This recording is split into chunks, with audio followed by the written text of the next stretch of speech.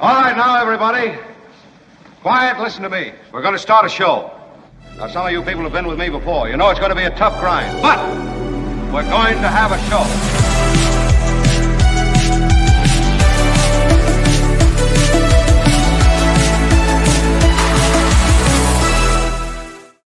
Thank you all. Oh, my gosh. Thank you. Thank you. Yes, I am playing hurt. My voice is shot.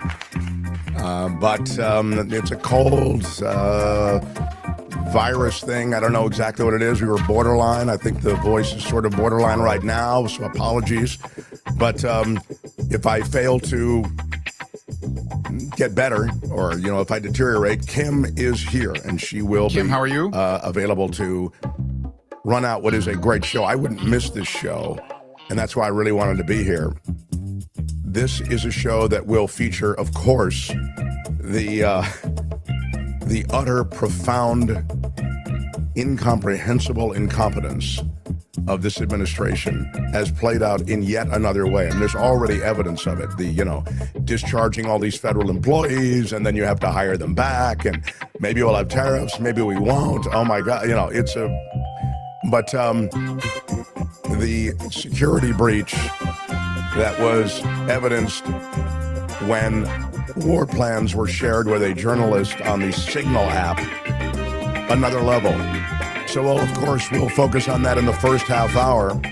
But then, for those who feel as though something was less than kosher in the last election, when it comes to the results of the election and some of the aspects of those results as they are examined by statisticians, we revisit with Nathan Taylor some of these key states that had irregularities, statistical irregularities associated with the results. And again, this is, and if you've watched this show for any length of time, I'm not a conspiracy theorist guy. I'm not a deep state guy. I'm not any of the, but I do think it clear that this particular configuration of those trying to win power in America in the last election, this particular configuration of people opens the door to things that we never would have considered before, like technical manipulation. We've talked before with Greg Palast about the aggressive moves to disenfranchise voters. So we will get to the results of the count and how those results scream inconsistencies, and in that way at least suggest a bunch of questions about the election. And I think that is worth listening to. So Nathan Taylor will be with us bottom of the hour. He's doing a lot of work in that world with his statistical experts, and he himself a statistician.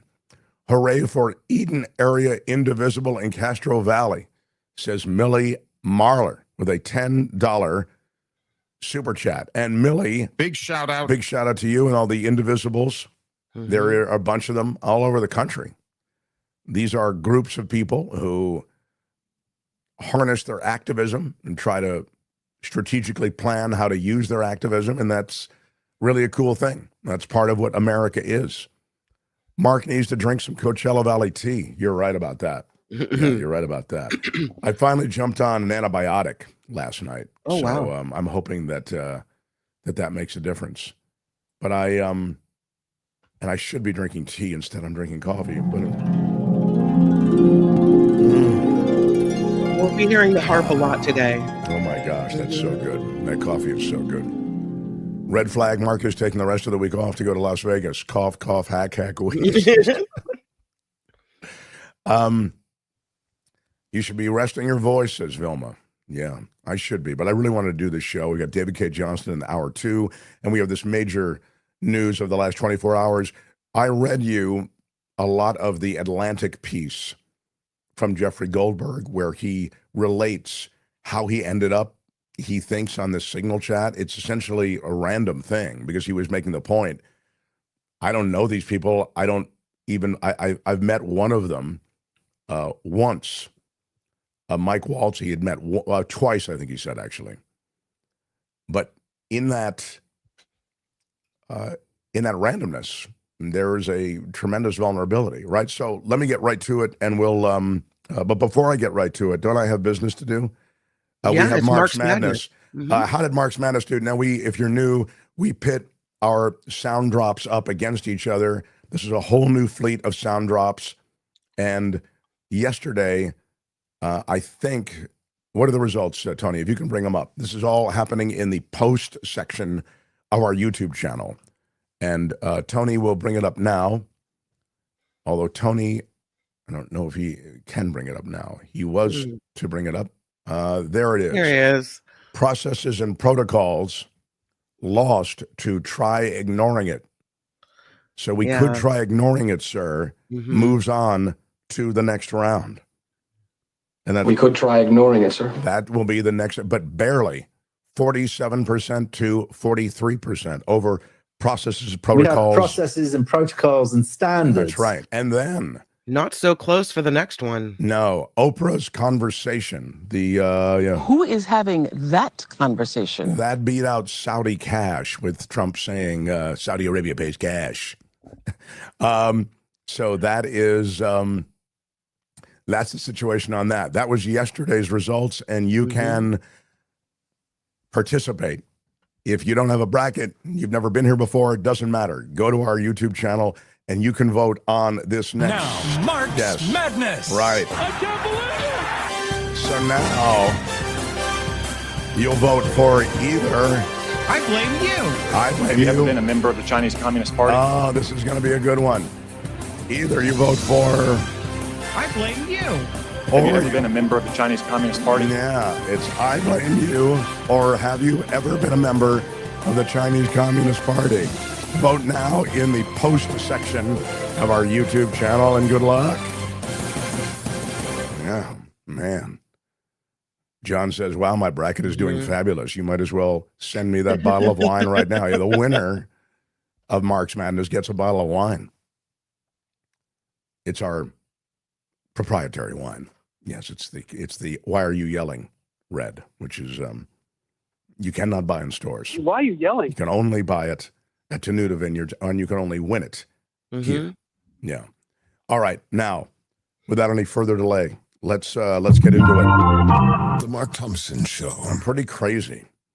This entire story that we had for you yesterday, when I read you parts of the Jeffrey Goldberg Atlantic piece. You had it quickly, by the way. You had it before I heard it anywhere else. Yeah, we did. That might have just been an accident of when we go on the air live. You know, we're on the air live every day between 2 and 4 in the East and 1 and 11 to 1 in the West. And that might have just been an accident of when we were on. But yeah, we did kind of get it out quickly. No, you have to say, yeah, because we're on it. Oh, yeah. Yeah. Come on, Mark. That too. So these people end up on Signal. The communications on Signal around the attack on Houthi rebels in Yemen. Typically, Signal is not a secure app or communications platform on which you would communicate, well, specifics of national security. No. Kim, tell everybody what Signal is. So I have Signal downloaded on my phone. My dad, who was a military guy, thought it was more secure than just your random, other text platform, like the ones that come on your phone. So when I called my dad or when I texted my dad, we use Signal. It's encrypted. And as Tony was pointing out to me earlier, it's point to point. And you have to have a phone number. It identifies you by your phone number, not by your email address or any other personal information. So a lot of people think it's more secure. And that's why people use it. If people that are concerned about privacy, it is not, however, so secure that you would discuss national security secrets, and it's not something that out-secures, if you will, the national intelligence, formats or whatever the communications devices are used by the government. So it's available to everyone, though more secure than regular texting. It's not, secret sauce super proof. Is it more secure than WhatsApp, Tony? I believe so. Yeah, it's similar, kind of, but what it seems And like with WhatsApp this is encrypted. Yeah, I think end. single. Basically, there's nothing stored on any server, so essentially, it's only point to point that the messages are saved. Yeah. So only sending and receiving. Essentially, So as we know, top administration officials felt that this was a secure enough platform to communicate these highly sensitive, war plans, plan for an attack on the Houthis. And of course, this is an incredible breach to see that these plans were shared with a journalist who happened to just carelessly be included in this list of people that went all the way up to the vice president. Now, the blowback is substantial. First of all, you have to understand this all is happening against a backdrop of a Republican Party and GOP crew that made mainstream theater of the Hillary Clinton private server possession. You'll remember she had a private server in her communications, and she was the Secretary of State, and they just dined out on that for the entire time they were that Hillary Clinton was relevant. In the campaign against Hillary Clinton, they talked about it all the time. But you can't have this kind of carelessness around national security issues, all the rest. Tony, do you have this is a bit of what they were talking about when it was Hillary Clinton that was involved in keeping a private server. The people we rely on to do dangerous and difficult thing for us rely on one thing from us. This is Pete Hegseth speaking. Excuse me, for those just listening. This is Pete Hegseth speaking, who was on this signal list. Go ahead. Sorry, Tony.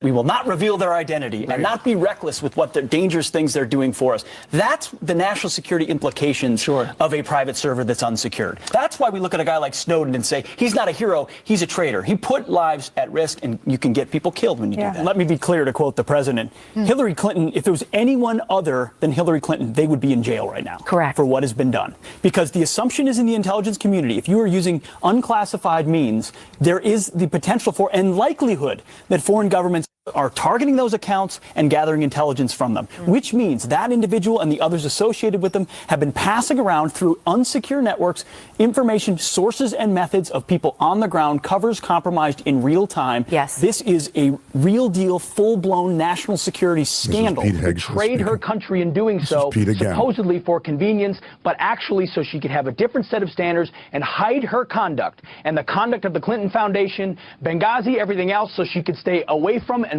above the law. And it turns out foreign services want to know what our Secretary of State thinks. The technology that others can use once they've got into devices is to listen and see in real time. Who knows what they heard and what they have, and the kind of leverage that gives in negotiations or conversations when you know what our hand is and you can anticipate it or get in front of it, or you know our sources and methods, because we know aides to Hillary Clinton also removed markings so that they could send classified, sometimes secret, top secret information to her personal email, which our enemies were potentially reading in real time. That has consequences, including lives and reputation of this great country. I'm not surprised that a military guy like...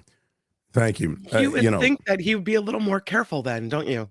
I mean, this is really, I think, reflective of the fraud of the GOP and the fraud and political theater that they're involved in. I mean, this is just, they get the talking point. They get the dog with the bone.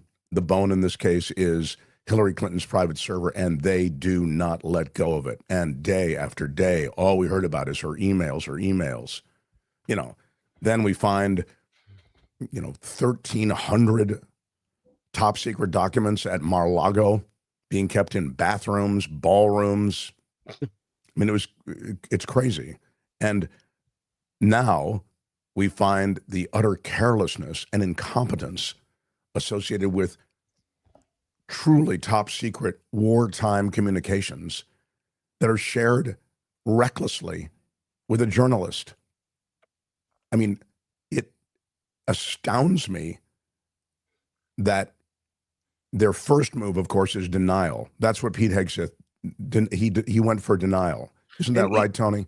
Even though it had already been confirmed by someone at, I think, at the Pentagon. Right. So, yeah. I mean, denial was fruitless at that point because they already confirmed that was the exact threat and that's exactly what happened. He said this is a discredited reporter. He's been, widely discredited. He's, and of course, he was, as Kim says, he was sort of behind the information. It had already been confirmed.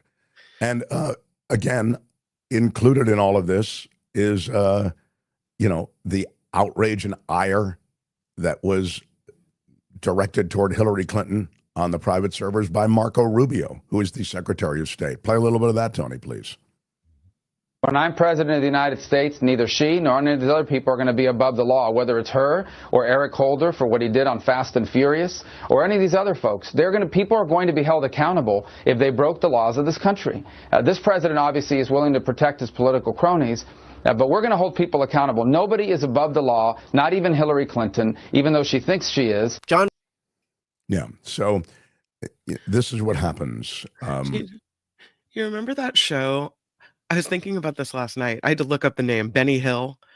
Sure, Benny Hill? Of course. My grandpa, I caught my grandpa watching that once. I think when I was a little kid, it's the first time I ever saw boobs on TV.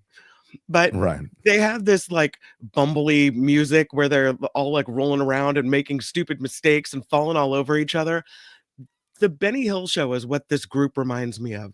A bunch of foolish people that just can't quite figure out what's going on. I feel as though they are playing government. They're not really governing. They're playing government. I know Trump is doing that. I mean, that's what he is. He's essentially a host. He's a bit of an actor, comedian. He's that kind of guy. He's charismatic. People don't want, to hear that, but he is. And he's a salesman. That's how he achieved life in the Oval Office a second time. But when it actually comes to governance, these people are not really about it in any kind of serious way. And I'd suggest to you, this is what you get when you hire loyalists. You don't hire competence. You hire people who are loyal to you. So you get low-grade people at all of these positions. Pam Bondi shouldn't be running the Justice Department. I mean, Kash Patel shouldn't be running the FBI. I mean, these are low-grade kinds of people who have expressed such loyalty to Trump that they end up in these positions. And so with a Pete Hegseth, he's a true junkyard dog on television. If you've watched him, he's great. You've just seen him. I mean, he's great at pursuing the argument and in this sort of aggressive, angry way, calling out the opposition and defending Trump. Well, he couldn't even run nonprofits. He couldn't even run very small nonprofit, business organizations. And you're going to put him into the Pentagon, running the biggest outfit in the United States government. I mean, who saw that this problem was coming? So, Tony, now to, if you will, I think I have, what's next? Help me. I have some clips lined up. And I thought I had Jeffrey Goldberg, if you want to run that now. No, I have let's run the Tulsi stuff. Yeah, this is Tulsi at the hearing. This is just going on just a few minutes ago. This is the hearing underway after the Intel chat leaks. Go ahead. They got him in there fast. Yeah. Back to what I just Stop. I'm sorry. Just to Kim's point. No, they didn't get them in there fast. This is a pre-scheduled hearing. Oh, okay. And they have just now brought this up now. They just happen all to be there. It's quite convenient. Lucky. Yeah. Go ahead. Fortuitous. This was not only sloppy, it not only violated all procedures, but if this information had gotten out, American lives could have been lost. The Houthis had this information, could reposition their defensive systems. So I want to get a little more information about this. Director Gabbard, did you participate in the group chat with Secretary of Defense and other Trump senior officials discussing the Yemen war plans? Senator, I don't want to get into the specifics. Ma'am, were you on? You're not going to be willing to address. So you're not, are you denying, Matt, will you answer my question, ma'am? You were not TG on this group chat? I'm not going to get into the specifics. So you of the refuse to deliberate- acknowledge whether you were on this group chat? Senator, I'm not going to get into the specifics. Why are you going to get into the specifics? Is it because it's all classified? Because this is currently under review by the National Security Because Council. it's all classified? If it's not classified, share the text now. As the White House previously Is it stated, classified or non-classified information on this text? I can confirm. Director Radcliffe, were you on the group chat? Senator, I was on a signal messaging group. So you were the John Ratcliffe on that chat? I was. Thank you, thank you. Can I provide some context, Senator, to that? Yes, but I've got a series of questions. Well, but I think it's important because at the outset, you made a couple of comments about signal messaging using encrypted apps. So that we're clear, one of the first things that happened when I was confirmed as CIA director was signal was loaded onto my computer at the CIA, as it is for most CIA officers. One of the things that I was briefed on very early, Senator, was by the CIA records management folks about the use of signal as a permissible work use. It is.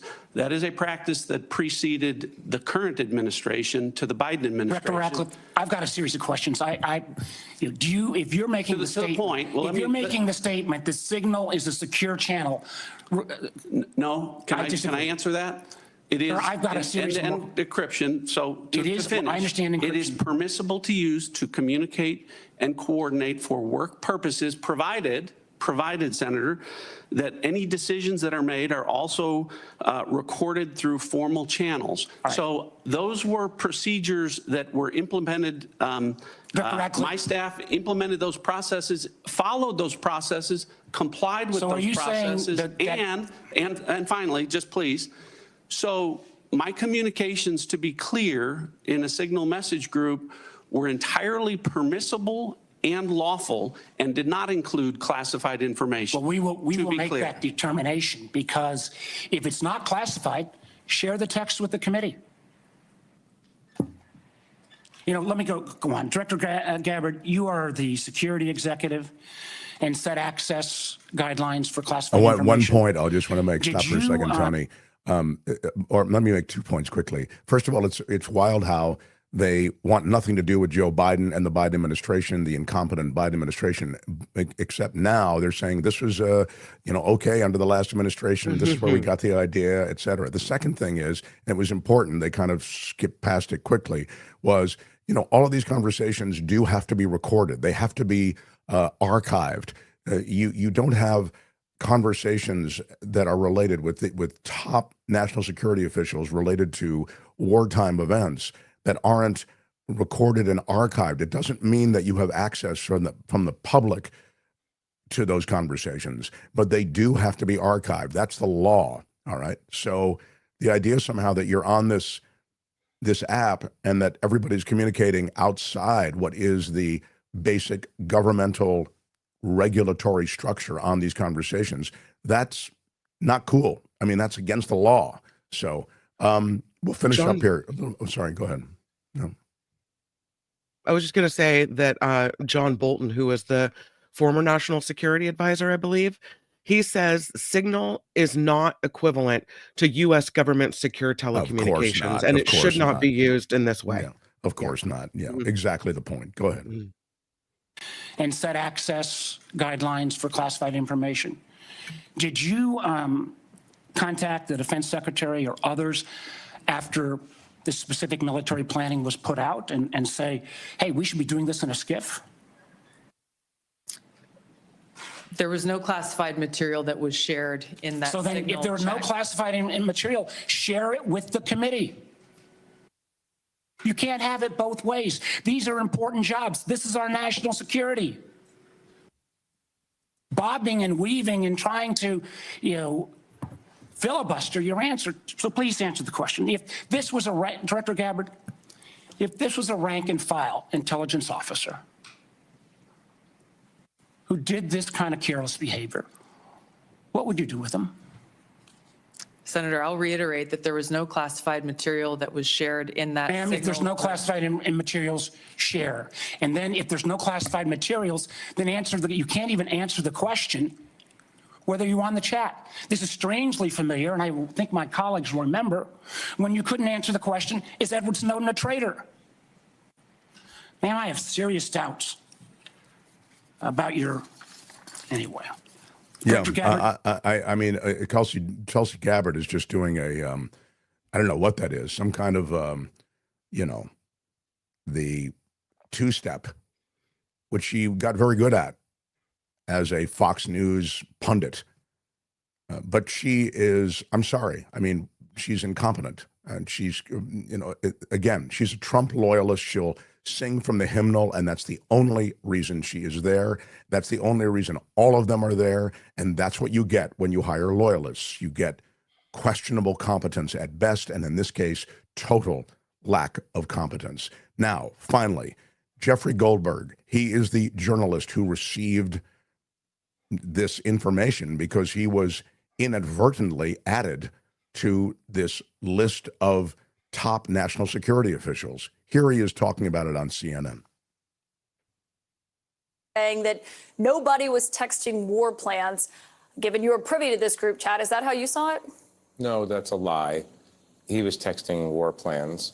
He was texting attack plans. When targets were going to be targeted, how they were going to be targeted, who was at the targets, when the next sequence of attacks were happening. I didn't publish this, and I continue not to publish it because it felt like it was too confidential, too technical, and I worry, honestly, that sharing that kind of information in public could endanger American military personnel. But no, they were plans for the attack.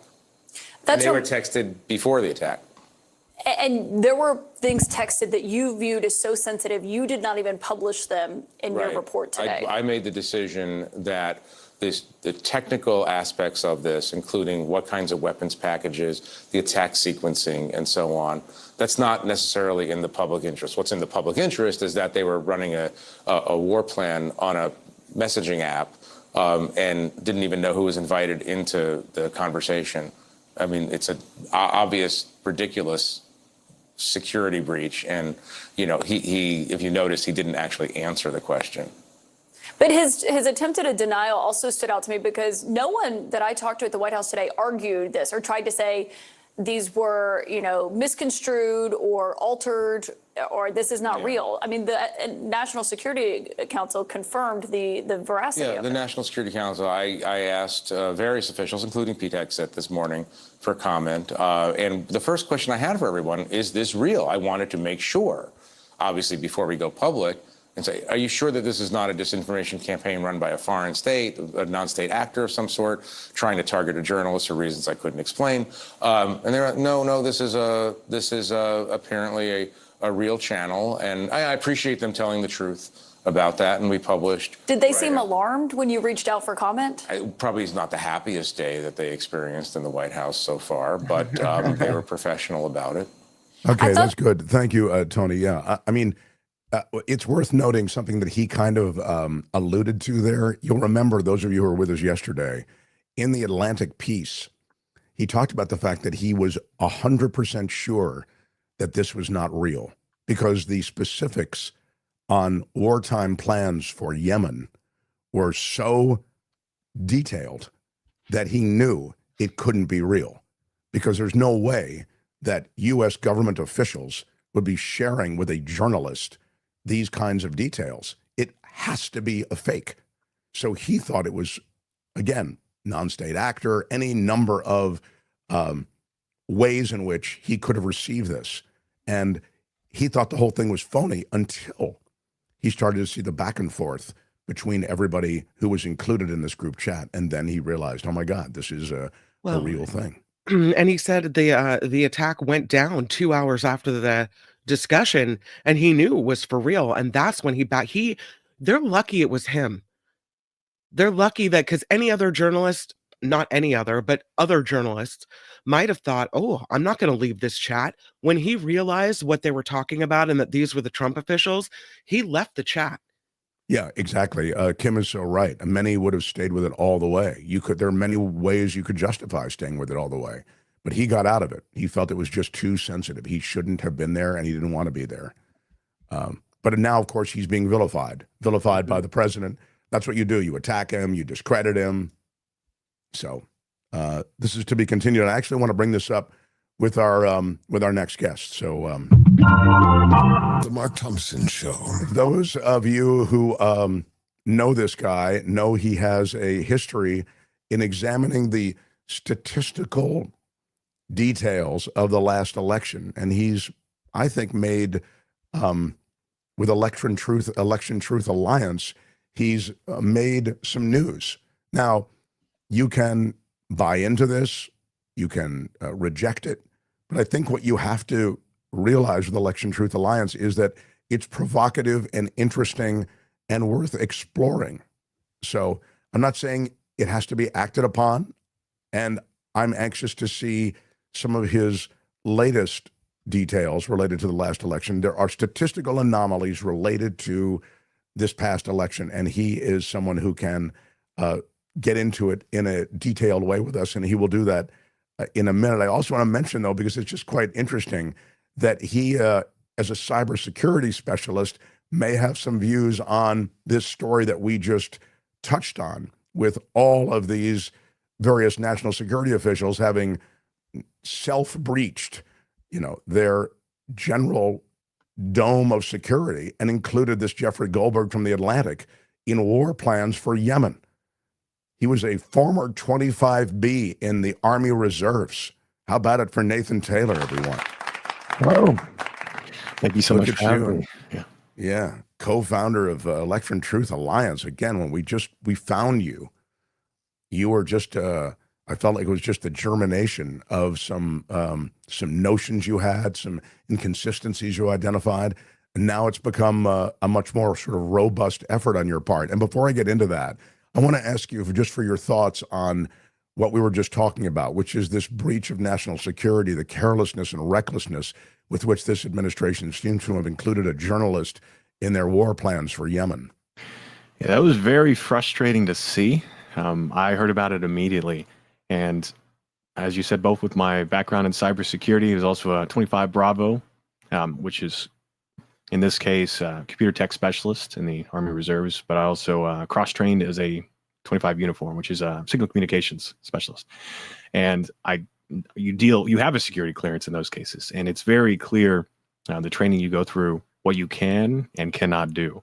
And to use a signal app, the military, the Army specifically, has regulations on what type of communication systems you can use, because the Department of Defense, the Army, has to own those systems.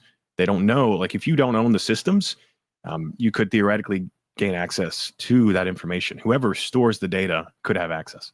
So Signal is not although it is encrypted, although I have used it personally, it's in the encryption, it is not owned by the Department of Defense. It's not a military asset. So you're not allowed to use it to send military sensitive information.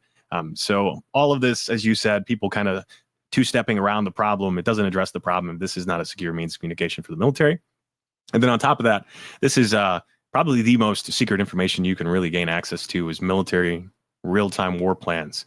And people mention that you're only supposed to receive that information in a secure environment with no digital assets, no phones, nothing, so that you can't record that and then go and take it somewhere else. So to send that across a cell phone app where it's documented and third parties can gain access, which is the problem, is anyone else who's in that group chat, they are retaining that data, and someone else could come along and open up their phone app, and now you have wartime plans. This is a big deal. This is absolutely. I would have went to prison for this. Sure, I would have went to prison for less than this. So that's the point, and I think it's been made, and will probably continue to be made for the next couple of days. That if anybody else were involved in this, look, this is what they made news with around Hillary Clinton and the private server. I mean, for a long time, they were dining out on Hillary Clinton. And when I say they, I'm talking about the GOP and those running for president at the time. It was Rubio. It was all of them.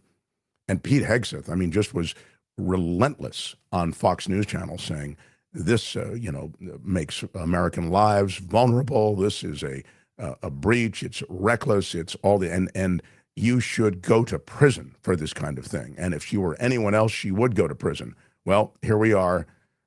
And this week, it looks as though there was something, if not, and again, the Hillary Clinton stuff, as I understood, there was no top secret information actually communicated in those communications that they identified that was at all sensitive.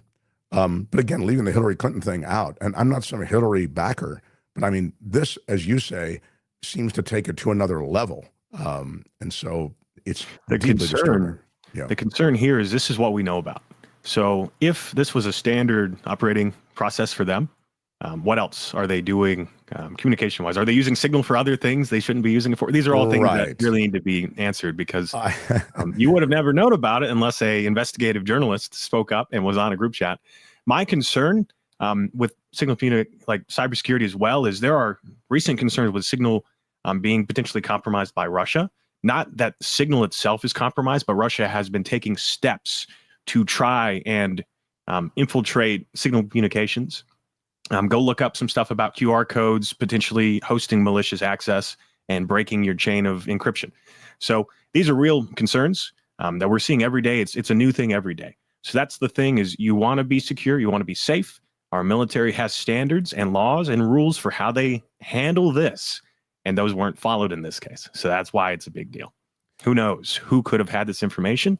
Who knows what other information you could gain access to? That's why you don't use Signal to do this. I like that you allude to the fact that, you know, is this the way that they communicate in other instances? Because that was the first thought I had. I mean, you can't tell me that this is their first rodeo on Signal. I think they use Signal all the time. I mean, look how quickly they slapped together this conversation and included this investigative journalist by accident. I mean, to me, that shows that it's a reflex move, kind of, that they go to Signal to communicate. All right, now it's a huge concern. Yeah. Pardon my voice, but now let's get into some of your statistics related to the last election. This is the election that saw Donald Trump sweep the swing states, and statistically, there were you felt some anomalies. Yeah, so we have prepared a additional presentation. The Election Truth Alliance, which I'm a co-founder of. There are two other co-founders. One is Lily and one is Jive. Jive is our hardcore certified statistician. Lily is political science and has been amazing about keeping the organization functioning. And then I'm, the cybersecurity guy with a little bit of data analysis, a little bit of stats, nothing crazy. But we are the co-founders of the organization. But we are not the organization in its entirety. We now have exceeded over 30 volunteers working with us. Many of them have PhDs in their respective fields. Many of them have master's degrees. Some of them are public. So we have public individuals like David and Nate, who you can go and look at some of our recent work, and their names are on it, and they are public. They have masters and bachelors and PhDs in their respective fields. So it's not just me. And we do internally verify this information before we publish it. So Pennsylvania, for example, we will be following up with a final report summarizing all of our findings and concerns here. We've released 2 of the 3 reports. And in this case, this is one of the swing states. So we've looked at Nevada, I think on our last show. That's right. When you let me come on and talk about it, we talked about Nevada. You had some good stuff on Nevada. And our time is short, so I'll encourage you to giddy up a little bit here. Thank you. So we followed up with Pennsylvania. We looked at 3 counties in Pennsylvania, and knowing what we know of Nevada, we applied it here. And so I believe I can actually manipulate the slideshow. Awesome. All right. So Pennsylvania, we looked at three counties: Philadelphia, Allegheny. However you pronounce it. I can't pronounce it correctly, and everyone makes fun of me. I say Allegheny, like game. Allegheny. Like there game. you go. Yeah. Thank you so much. So these are some of the most populated counties in the state. And we looked at these because they have published their data as well, but they vote by precinct. All of Pennsylvania votes by precinct. They have really only 2 types of voting. That's mail-in and election day. And then they have provisional voting, which is generally less than 1% of the votes. So it doesn't really show anything. Why we want to highlight Pennsylvania? There's a few things that you may be familiar with. One of them is the amount of bomb threats on election day. At least 32 counties had bomb threats in Pennsylvania on election night. And so we actually had a video talking about the bomb threats, talking about some of the other notable statements about USB drive issues with the voting machines and the tabulation machines. And then there's two other things that have recently come up. One of them was during the pre-inauguration rally before the inauguration for President Trump.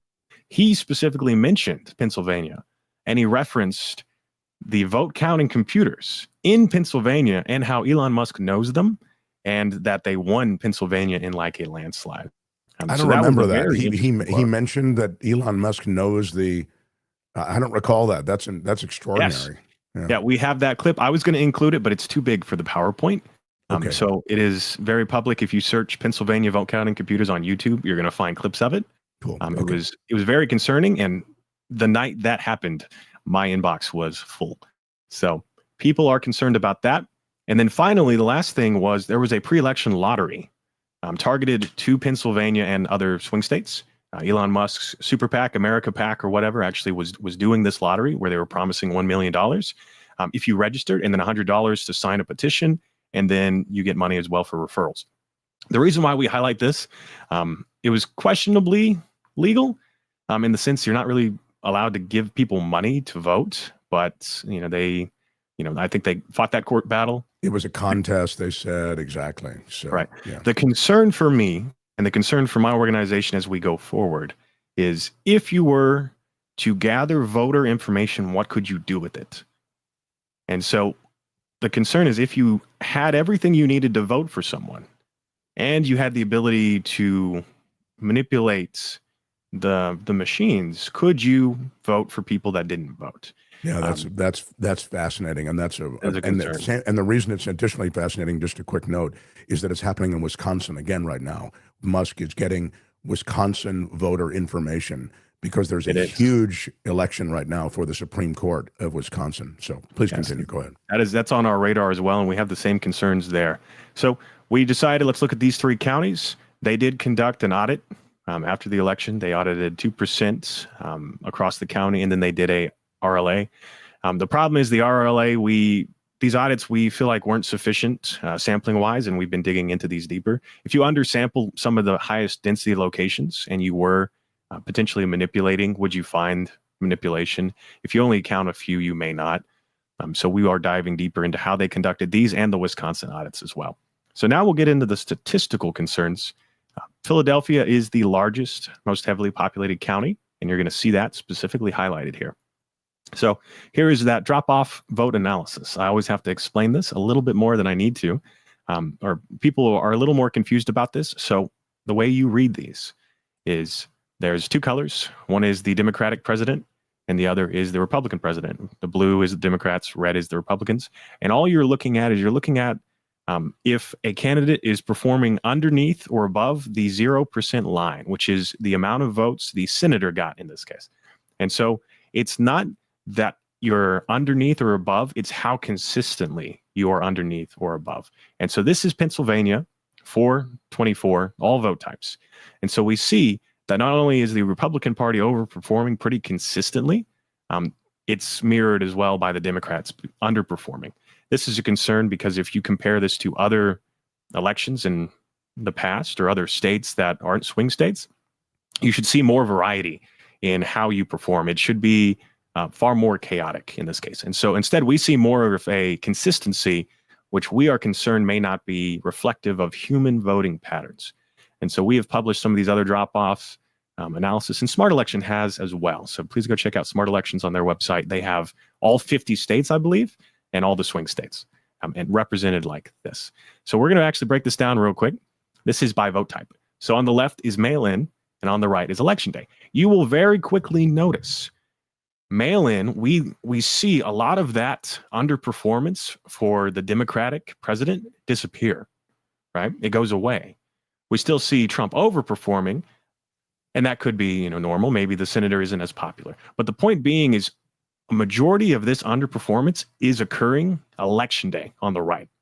And we flagged this because if this was a non-human voting pattern and it was caused by manipulation, why is it only occurring in election day? Are you only manipulating election day? Does that mean mail-in is then more normal? And so we actually apply this when we look at our statistics. This is the same concern we saw in Clark County, Nevada, We saw mail-in and election day actually there didn't show significant signs of manipulation, but early voting did. Pennsylvania doesn't have an early voting. They vote pretty much election day or mail-in. And so here is one of those statistical graphs. This is a scatter plot. And I'll explain this for the people listening in later on. This is mail-in for Philadelphia, the largest county in the state. And so the bottom axis, the x-axis, is the percentage of votes of turnout. It's how many people showed up to vote. In this case, for mail-in, less than 50% of the votes were mail-in and the other half were election day. That's why the x-axis is 0 to 40% in this case. And you only see votes for that. Each of these little circles is a precinct because they vote by precinct in Pennsylvania. And then the y-axis is the percentage of votes each candidate got. So if you, for example, look at the far right, you'll see around 40% for the Republican Party. Trump got less than 20% of the mail-in votes. And then Harris, for example, got closer to 80 to 90%. That's how you read these graphs. But what's important here is the shape. In this case, we're not arguing an expected distribution or anything like this because we don't have data down to the machine level. It's precinct. It's averaged out. But what we see is for mail-in, as more people voted across these precincts, we see that both parties generally had more of a blob and a straight line. They don't spike upwards. They stay more consistent. So the Republicans, for example, stay pretty consistent around below the 20%, and they stay below 20% as you go further to the right. Same for the Democrats. They stay between 80 and 100% as you grow further to the right. So we say this doesn't really show any huge concerns here, right? This looks more normal to us from what we've seen, and it matches what other counties are showing. These other two counties will show as well. Here's what we're highlighting as concerning. This is election day for Philadelphia. This is the same graph, same scatter plot. The difference here is this is the remaining half of the votes. So up to 60 to 70% in some of the precincts were election day. And same way you read this is as more people turned out to vote, we see that the Republican Party began to gain in the amount of the percentage of votes they got across these precincts. And you see that as a spike growing up and to the right. On the counterpoint is the Democrats. As more people showed up to vote for election day and voted across these precincts, they begin to decrease in the amount of votes they get.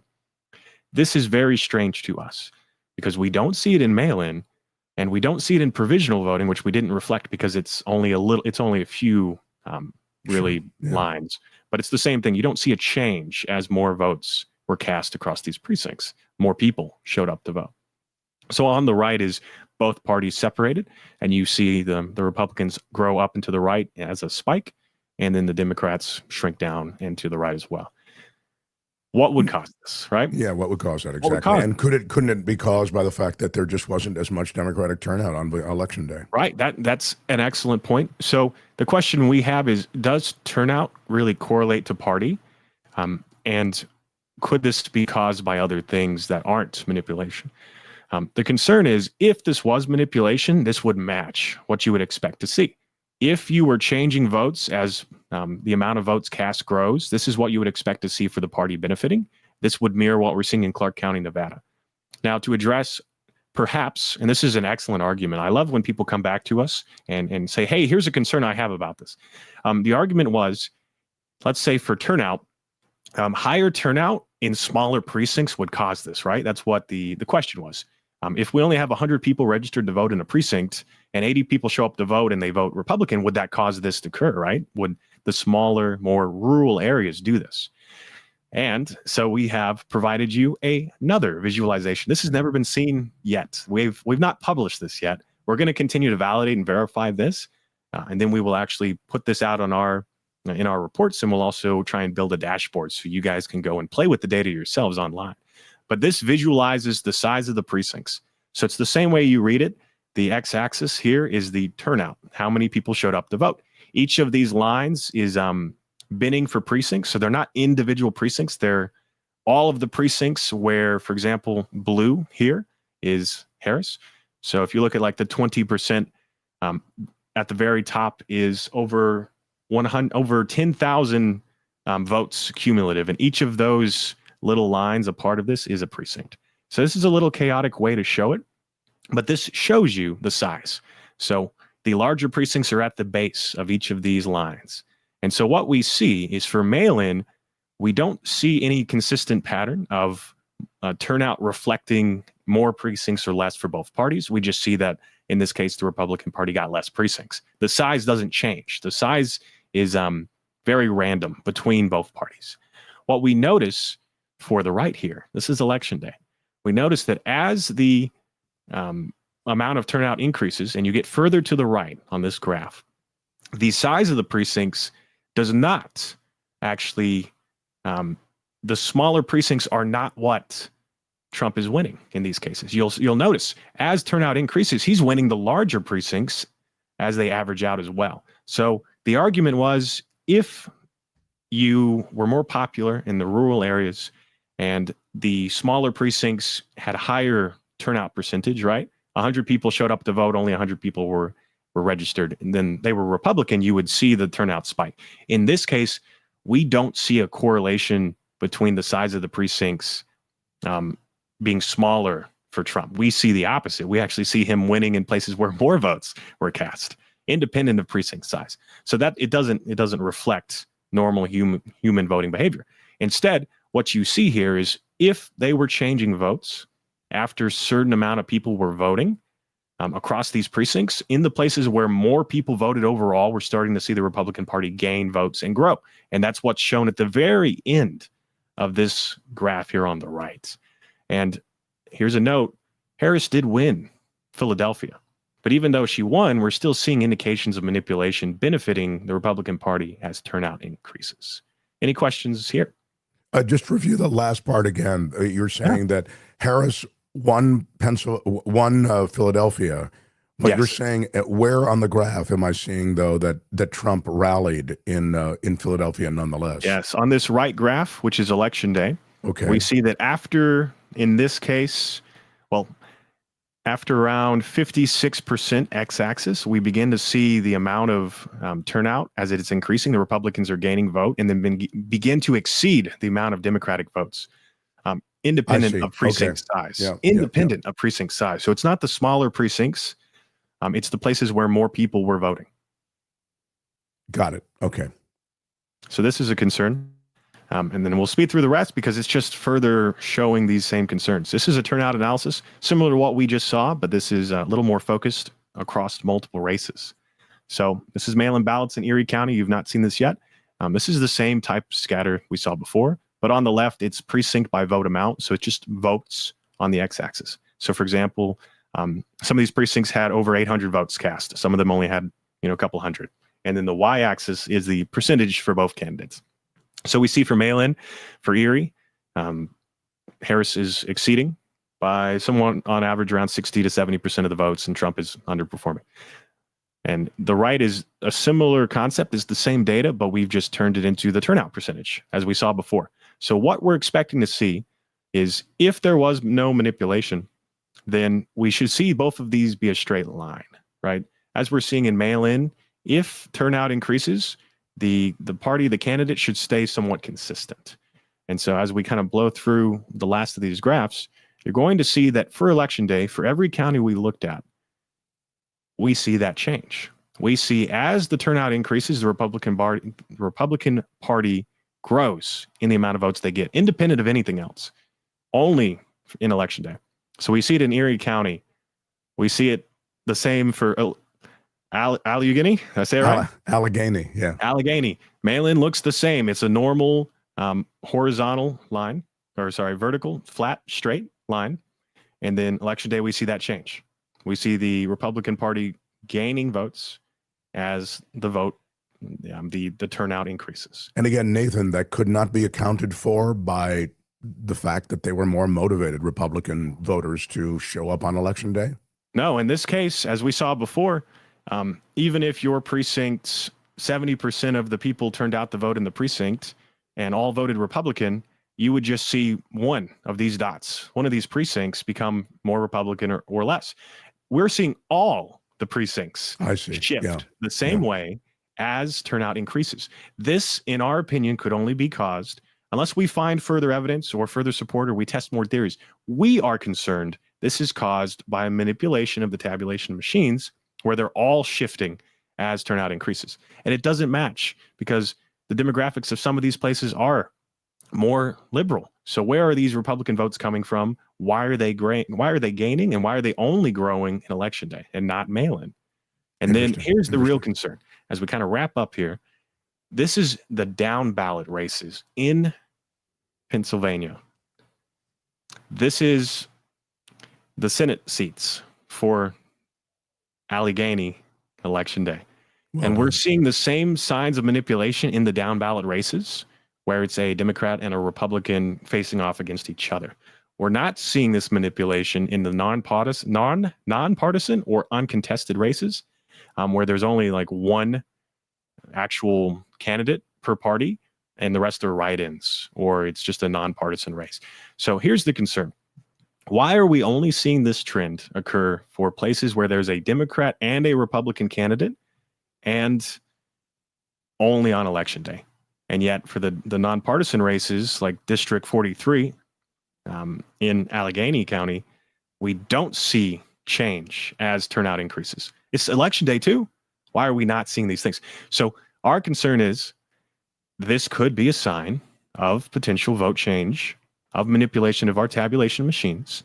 The statistical analysis is the concern. And so what is our actions, right? What's our call to action here? And so the Election Truth Alliance has founded a petition on change.org. You can go look it up, Hand Count of Pennsylvania, where we have, I think, over 10,000 signatures so far. And so we are reaching out to the state. We are publishing this data, and we would like to pursue an audit of any of these counties in Pennsylvania for election day to see if manipulation did occur. And if we look at those votes, do they match the reported totals? That would be truly the only way to establish whether or not there was manipulation. You'd have to have the hand count, wouldn't you? 100%. There is no other, like we could have all of these statistical evidence in the world, but at the end of the day, you have to look at the paper votes. This is terrific. I love what you're doing. Again, not saying that it was manipulated, but an audit is needed. And there you see electiontruthalliance.org. If it interests you, you want more. We just skimmed the surface. Nathan and his crew. Yeah. The final question was, is it too late? Right. And why do we care? And as my final pitch, as we close up, it's never too late to do an audit. Whether the governor, the Secretary of State, the Attorney General, I think the Secretary of State specifically has the legal authority to conduct an audit at any point. It's not a recount in the sense we're not going to decertify the election or change the results. We are going to investigate and audit and make sure that this didn't happen. Audits can be conducted by anyone at any time. In this case, if the state doesn't do it, then we are looking at pursuing a lawsuit to actually go to a county and sue to see the ballots and verify. So that is, it's never too late. If this did happen, if our machines are manipulated, then every upcoming race, the midterms, future elections could be manipulated as well. So we need to make sure they weren't this time around. Wisconsin, right? Florida, these are upcoming races where it could happen there. If it happened here this time around and you had collected voters' information so that you could potentially vote for them, you could do it again. So unless we know and we make sure it didn't happen, we can't be sure. Yeah, exactly right. See what's happening for the Supreme Court election in Wisconsin and Musk's very aggressive moves there to do exactly the same thing, to essentially mine the electorate of their personal information. And what he can do with that personal information is scary. And it could play out just this way if this indeed is grounded in reality, which at least means the great thing about statistics is that they really typically are grounded in reality. So the data doesn't lie. Yeah, exactly. Well, Nathan, good luck to you. I appreciate the succinct nature of this presentation. I know it can get a little overwhelming, but I think you took us through it in a really cool way, and I appreciate it. We'll visit again. Thank you so much. We'll have more data in the future. We have North Carolina on our plate next, and then Iowa and Ohio. Awesome. Look forward to that. Thank you very much. From the Election Truth Alliance, Nathan Taylor. Thank you, my friend. The Mark Thompson Show. It was great. I loved it. How would you handle this? We could try ignoring it, sir. Morning. You cannot say you love your country. Where are my weed smokers at? Stay at home and get baked. Right on. Oh my goodness, my voice is giving up on me here a little bit. But I wanted to be around for today because it's a big day, not only with Nathan, but you know, this big story that's breaking around the careless, reckless, and despicable inclusion of a journalist by accident on an insecure network with war plans for an attack on the Houthis in Yemen. I mean, it's comical given the way that this crew dined out on Hillary Clinton and her private server and how she should be doing time. And if it was anybody else, they would be doing time. And the sacrifices that the information sacrificed. I sincerely hope that the developers of the Signal app consider sponsoring the White House Easter egg hunt and creating a commercial that satirizes the current situation. Yeah, there you go. Thank you for that, Jim Slayton. But when they began the conversation around this, they used the words sources and methods. And I remembered David K. Johnston using those words in relation to a conversation that Trump had had with Russians who were visiting the White House. It just stuck in my mind. I don't know why, but now we have a chance to talk to him about it. So here he is, the Pulitzer Prize winner, multiple best-selling author, founder, co-founder of DCReport.org, and professor at RIT, David K. Johnston. Hello, Mark. I remember you mentioning this sources and methods, and as we understand that this breach occurred, inadvertent breach of national security information, wartime information, right, David? I thought of that because sources and methods actually was part of what was breached here. Yes, and so let me explain to the audience first sources and methods, and then talk a little bit about the nature of intelligence. And you could rest your voice. Thank you, sir. The sources and methods basically are who did we get this from and how did we get it? And intelligence comes in many forms, but the two largest are called HumInt, human intelligence, and SigInt, signals intelligence. You may recall, good grief, 20 years ago now, 25 years ago, that Keith Olbermann ran on his NBC show a photo of just a wire going through a wall at the AT&T big switching center in San Francisco, through which calls to Asia were directed. And on the other side of that wall, it turned out, was a collection for the U.S. intelligence agencies of information on what was flowing through there. Who was being called? We don't know for sure if it was actual voice recordings they made, but nonetheless, a great deal of information could be captured. And the United States and the British, in the development of telecommunications with the first undersea cables in the 1800s, and ever since, have tried to route as much of the global international telecommunications traffic as they could through either the US or England. And that's connected with what's called the Five Eyes program now, where the US, Canada, the United Kingdom, Australia, and New Zealand share a great deal of information, and we see to it a lot of traffic flows through. And then in addition, we can listen in on communications that go by satellite. There's a good dramatization of this in a streaming TV show called Pine Gap about the facility in a huge valley near Alice Springs. And when we were in Australia a year and a half ago, 2 yeyears ago, I guess, we were able to at least see a sign that said Pine Gap this way. Of course, you can't go there. Like the freeway sign, when you get to the NSA, the National Security Agency, which does signals intelligence, it tells you do not go off this off-ramp unless you work here. So in intelligence, there are a number of things you do to secure your communications. Back during the Cold War era, my cousin Bill, I always called him Uncle Bill because he was a generation ahead of me. Uncle Bill's job was he worked for the U.S. government, And he would fly back and forth between the Lawrence Livermore laboratories in the Bay Area, where we think up the theoretical sides of our nuclear bombs, and he would fly commercial to Tennessee to go to Oak Ridge, where they make these things.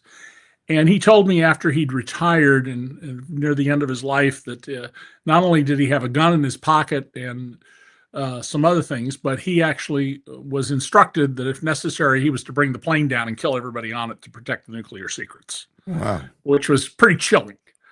He had been a World War II pilot who flew those terrible rickety planes from India over the Himalayas, they called it the hump, into China to deliver goods and occasionally a person and to bring back intelligence information that they couldn't electronically communicate. When you communicate, you're supposed to do it in the positions of the people, other than Jeffrey Goldberg, who was, for whatever reason, added to this list, in something called a SCIF. It's a secure compartmentalized information facility, SCIF. And essentially it is to keep out any telecommunications or electronic media to use radiation to reach in and hear what you're doing or see what you're doing. We have, for example, incredibly sophisticated devices now that will allow you, the last time I wrote about this, it was 40 years ago, so the technology, I'm sure, is completely out of date. But if you're a law enforcement or spy agency person, you could point a device at people talking on the street well beyond where they could see you, and you can pick up their communication because it's very focused on the voice conversation between 2 or 3 or 4 people. When I learned about this, it involved mobsters on the steps of the federal courthouse in LA who were plotting to kill another mobster whom I knew and was wrote about, but the LA Times wouldn't publish the story. So here we have plans to bomb. First of all, we're not in a state of war. It's a really important point we need to keep making, Mark.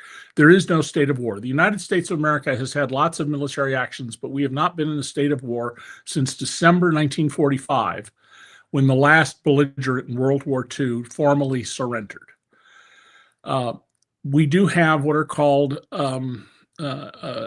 authorized use of military force resolutions from Congress. And as commander-in-chief of the military, the president, whoever it is, certainly has a lot of bold discretion to act quickly about things, which I think we need to have in the presidency because of the nature of the modern world. It's not, oh, ships left London, we find out, and they're going to be here in 3 more days because we got a ship here 3 days ahead of them. Things happen close to instantaneously. But here they were discussing exactly when, where they were going to bomb, whom they were going to kill. Now, it may well be that foreign adversaries listened in on this and took no action because they didn't want to reveal they had that capability. And this happened repeatedly in World War II. We know about that because there are a variety of books that were written about this, describing specific incidents. So discussing this not via a SCIF and the very expensive secure systems you and I as taxpayers pay for to protect our national security is an outrageous action. It should result in the removal of every one of the, I think it was 15 people that were on what amounts to a text message chain. Yeah, here they are. And Jeffrey Goldberg, well, being denounced by these folks who are up now on your screen, sensationalist journalist, yeah, right, that everybody's going to believe that the Atlantic magazine is a sensationalist journal. It's highbrow, maybe high middlebrow stuff. I mean, it's not far out intellectual work, the Paris Review, but it's a serious, sober magazine on the order of, say, The Economist in London. And Goldberg did this exactly right. He couldn't believe he was on the email list, so he assumed this was some sort of trick, and it's what he said publicly about this. But he kept listening in, and when they indicated the time and place they were going to attack, he listens on the radio and he finds out that, yeah, there's an attack going on. And at this point realizes, my goodness, this is legit. And the handling of this by the White House, including by the underage for this purpose White House press secretary, tell you what a group of amateurs we have in which we are entrusting our national security. From a PR perspective, the way you deal with something like this where you're caught dead in the water is, oh my goodness, thank goodness there was this error in judgment by someone on the staff. We will find out who it is and deal with them. And this will never happen again. And we don't want to discuss it further because we don't want further damage. And then you got to sacrifice a couple of people to show you're serious, and the story's over. Instead, being who they are, they attack Jeffrey Goldberg. They make all sorts of nonsense accusations, and they do not take responsibility. 5-year-olds don't take responsibility. 12-year-olds sometimes take responsibility. These people are actually closer to 5-year-olds than 12-year-olds because they're not taking responsibility. They're acting in a juvenile fashion. But the whole MAGA movement, I would argue, consists of people who, this is how I wish things were, therefore that must be how they are. And that is, by definition, childish. So, well, and by the way, Pete Hegseth, of course, denied that the whole thing happened initially when he was confronted coming off a plane in Hawaii. Right. He said, this is ridiculous, discredited, as you say, the Atlantic. He discredits the journalist, he discredits the magazine, etc. Right. But, and so he comes out quite aggressively, and that's worked for them, David. They lie a lot and they get away with it, so they just double down on the lie. Yeah, this is commonly known to as lying and denying, because they go hand in hand. You lie about it and you deny about it. It's not credible to lie and deny about this. And Jeffrey Goldberg behaved in the absolutely flawless fashion we would expect. He didn't believe the stuff was true, which I wouldn't have if it were me. Right. I mean, when I got Donald Trump's tax return in the mail, I didn't go, oh, this is authentic. We had to authenticate it, which the White House did. And then they went around saying, well, it may not be legit. I'm sorry, you authenticated it. Secondly, he kept in close follow to what was happening and looked for other sources of what was happening in the world. And then when he wrote about this Monday morning, he did not reveal anything that would be useful. He used a phrase, something along the lines of, I'm not going to tell you what's in it, but I'll tell you about what's in it. And he provided enough detail to have plenty of credibility about this. So he behaved in flawless fashion. There is no grounds that I've seen to in any way criticize Jeffrey Goldberg's handling of this. And journalists end up with national security secrets for all sorts of reasons. There are people who leak, their documents accidentally or unintentionally get put in the public record, and you find them. It turns out that a document was referenced in some report that nobody realized was there.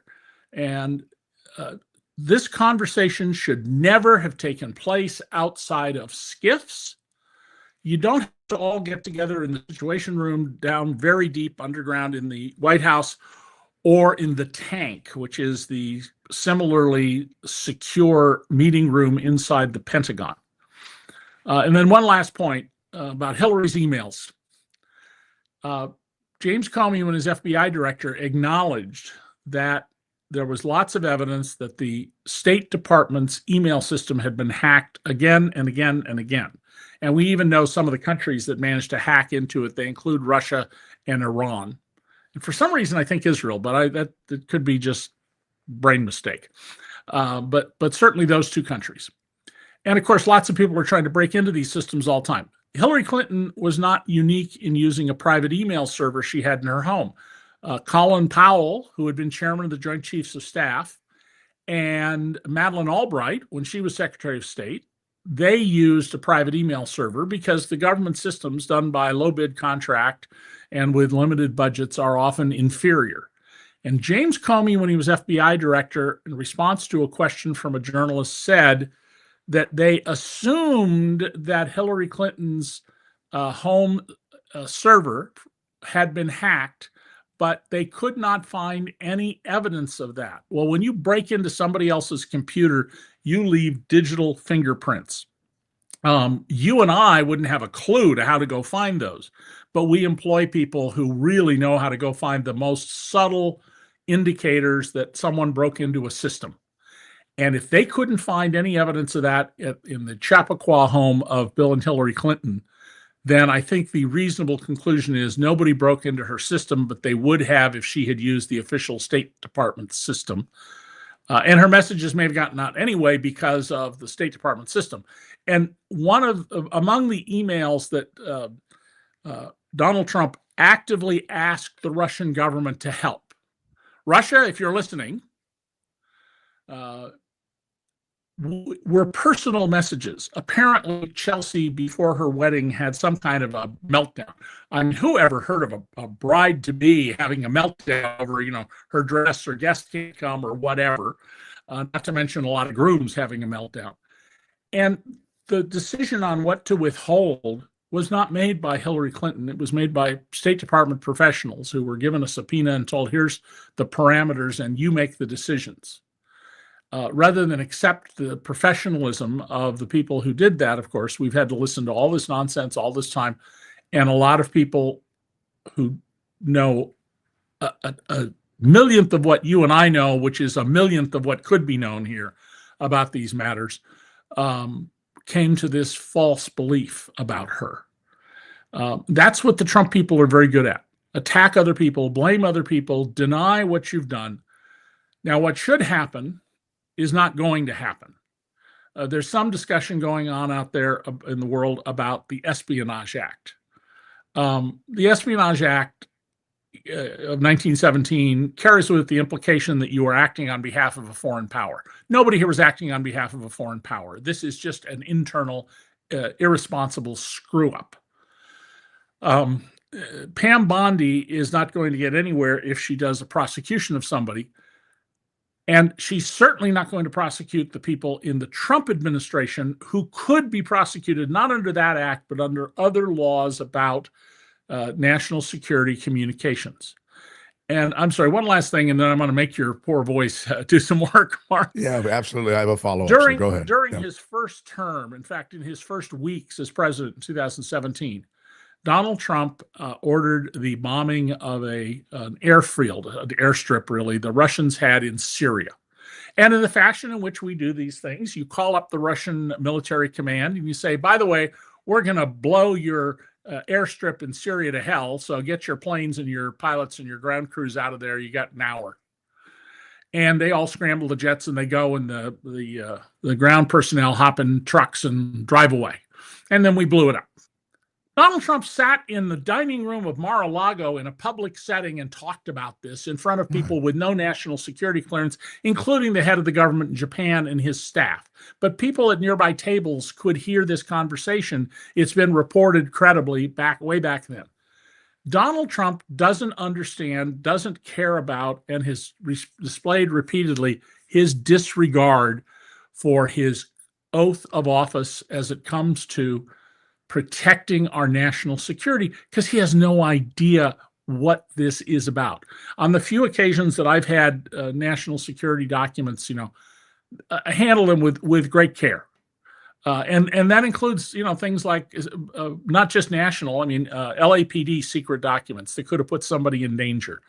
Handling them with care and respect. When I outed one of the LAPD officers who was a spy, when I knew the story was going to go, I called up the captain in the unit and said, we're going to name your guy in the paper tomorrow. And this named who the guy was to him.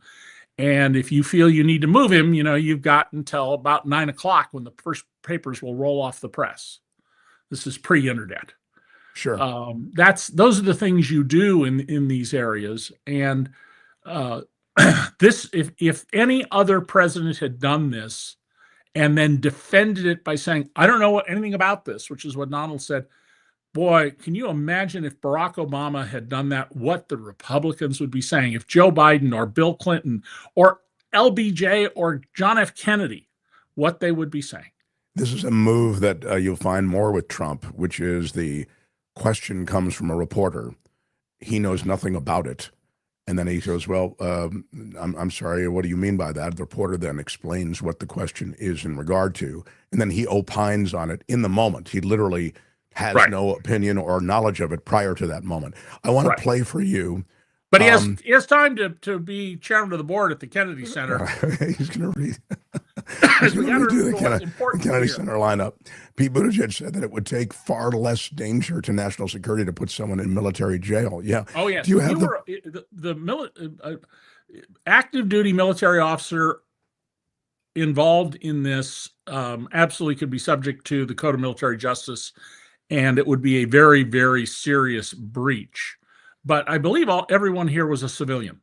Right. Play for technically, David. If you're a military officer, you're subject to recall up to the age of 70. Oh, that's fascinating. We don't need to get technical. I didn't know that. Play for David the Buttigieg comments, just because Buttigieg was mentioned here. Thank you, Tony. Yeah, because this is all a game to them. Nobody in Donald Trump's family is on a ship in the Mediterranean. Nobody in Elon Musk's family is at risk from the kinds of economic or security harms that are going on here. They think all of this is a joke or a game because these are incredibly rich, powerful men who, frankly, don't have to worry about the kinds of things most Americans do. And look, this is part of a bigger pattern, right? The sloppiness and the incompetence, whether it's firing the people who were in charge of keeping our nuclear weapons safe, apparently by accident, and then scrambling to hire them back on, whether it's sending an email to try to buy out air traffic controllers in the middle of an air traffic control shortage, and then scrambling after a plane crash to say, oh, that never applied to them, whether it's that Doge site, their so-called wall of receipts, thinking that they were proving that they saved the taxpayer $8 billion with a B, not realizing that the contract they were talking about was $8 million with an M, which means they were off by 100,000%. And now this incredibly grave and serious matter of taking classified information about American battle plans involving American troops and randomly sending those battle plans to the wrong guy. If they don't understand the seriousness of that, then they don't understand how their jobs affect the lives of ordinary American people. And as an American, having the most powerful people in your country not take their responsibilities seriously can be lethal. Every day I was in Afghanistan, I knew that I could die because of an intelligence failure, that if certain information about what I was doing got into the wrong hands, that could cost me my life. But I also knew that everybody in my chain of command, up and down, from the gunny sergeant sitting next to me in a vehicle, to the colonel, to the then Secretary of Defense and President of the United States, took my security and the security of all of our troops seriously, took the responsibility, the life and death responsibility they had seriously, and would keep me safe. Do you think so much? Thank you for that. So I, at the end of all of this, wonder how long Mike Waltz has, for example. He's the National Security Advisor who put together this crew on Signal. I mean, somebody you would think in a normal administration, maybe several people, but in this administration, anything goes, and maybe no one will pay the price. But normally I would say Mike Waltz won't last to the end of the week. Normally, I would have said Mike Waltz and Pete Hegseth and some others wouldn't have lasted till the end of the week. But this is not a normal administration. This is an administration setting itself up in its dictatorial fashion to be unaccountable. There's something very important to what Pete Hegseth said here. We know that the Iranians, who we made an enemy of 71 years ago by overthrowing their democratically elected leader, and since then have so messed up our relationship with Tehran that 1,000 years of enmity between the Russians and the Iranians has driven them into partnership. Unbelievable geopolitical blunder of the first water. They're listening in on us as best they can. And Iran is the most sophisticated country in the Middle East, by far. The oldest culture, the great mathematicians, and they're trying to build nuclear bombs under very difficult circumstances from their point of view. And if they had captured this information, they could have had something set up to kill our pilots before they killed people on the ground. Buttigieg is exactly right about this. If you're in the military, you have to trust the people above you. Now, they might have to make a terrible decision. We know something, and we know they're going to kill a group of our soldiers, and if we reveal that, it'll take away all of our intelligence on something. So we have to let those people die. That's one of the awful realities of the war, of algebra of war. But that's not what happened here. This is gratuitous. This is amateur hour. And just remember, Donald Trump, I only hire the best people, only the best, always the best, only the best. And it's a complete and utter lie, and it's putting us in danger. And thank goodness that they made this mistake, because otherwise we would have no idea, no evidence whatsoever, and they would probably get sloppier as things go by. Because the fact is, if you don't follow a rigid protocol over time, it tends to deteriorate. Well, one of the things I liked about that Buttigieg run was the fact that he detailed other aspects of their recklessness. The Doge recklessness is unconscionable. What he's doing in government and just, slashing and burning and decapitating without regard to who is caught up in all of this. It's completely irresponsible and reckless. And in the case of the people who were put on planes and sent to this notorious prison in El Salvador, there's now evidence that I believe 5 of the 250 plus people had no criminal records, were not part of the gang or anything else. They were swept up because they were from Venezuela. I mean, they include a makeup artist. Yeah. What's their argument there to Judge Boasberg about why they are not answering his questions? When did these planes leave the ground? Has become airborne? When did they leave U.S. airspace? Did they make any other stops along the way? National security. It would endanger the national security. You have no business interfering in these matters of national security. We can't. And yet there's a video made by the El Salvadoran government, obviously with the cooperation of the United States, to boast about what they did. I mean, there's shameless, and then there's stupidly shameless. This is the 12-year-old with the broken cookie jar on the floor and the cookie in their mouth and saying, the dog did it. Yeah, it's a tragedy, though. It's a human tragedy what's playing out with these Venezuelans who were scooped up.